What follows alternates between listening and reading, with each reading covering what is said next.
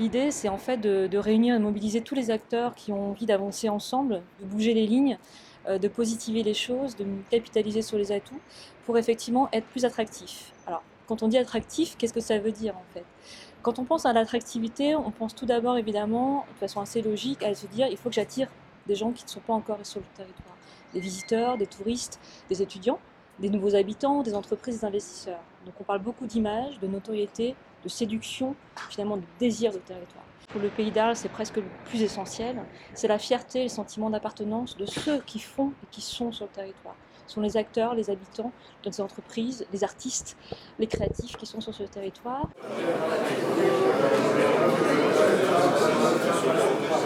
La première, j'allais dire, c'est que le Pays d'Arles prenne conscience collectivement, et j'insiste sur le mot collectivement, que c'est le moment du Pays d'Arles. Il y a tellement d'opportunités, il y a aussi tellement d'atouts pour ce pays, mais méconnus malheureusement, et puis également des grands périls. Je pense notamment aux enjeux climatiques et environnementaux qui se posent pour ce territoire-là. Donc c'est le moment d'agir ensemble, il y a urgence à faire des choses collectivement. La deuxième plus-value, c'est effectivement le plaisir justement de faire ensemble, de se rendre compte qu'on est hyper attaché à ce territoire-là, que finalement on a beaucoup plus de liens communs. C'est ce que le portrait identitaire qui a été présenté hier a révélé. Il y a tellement de valeurs communes et de liens qui nous relient à l'échelle du Pays d'Arles, qu'on soit dans la Camargue ou dans les Alpilles, il y a vraiment beaucoup de choses qui nous relient. Donc on prenne également conscience qu'on a cette identité, ce socle de valeurs et cette identité commune, et qu'on soit fier d'appartenir à ce territoire pour agir demain beaucoup plus collectivement.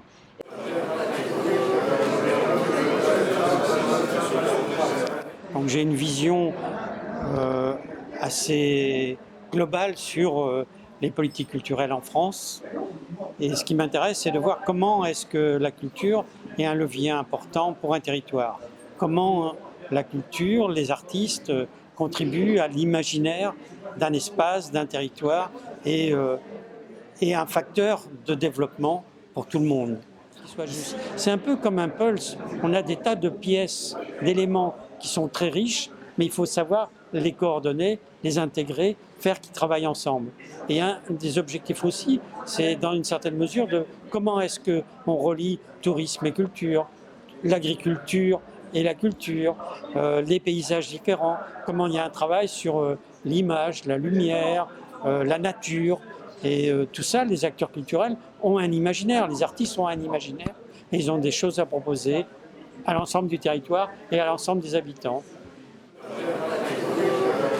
Il y a quelque chose qui est ressorti, qui est très intéressant et qui j'ai bon espoir qui va se faire mieux, c'est de travailler ensemble entre associations. Donc ça, c'est mon désir profond. Je pense que la force naît de la complémentarité, de l'énergie. Et donc ça, j'étais très contente que ça ressorte et j'ai bon espoir que les gens travaillent plus ensemble.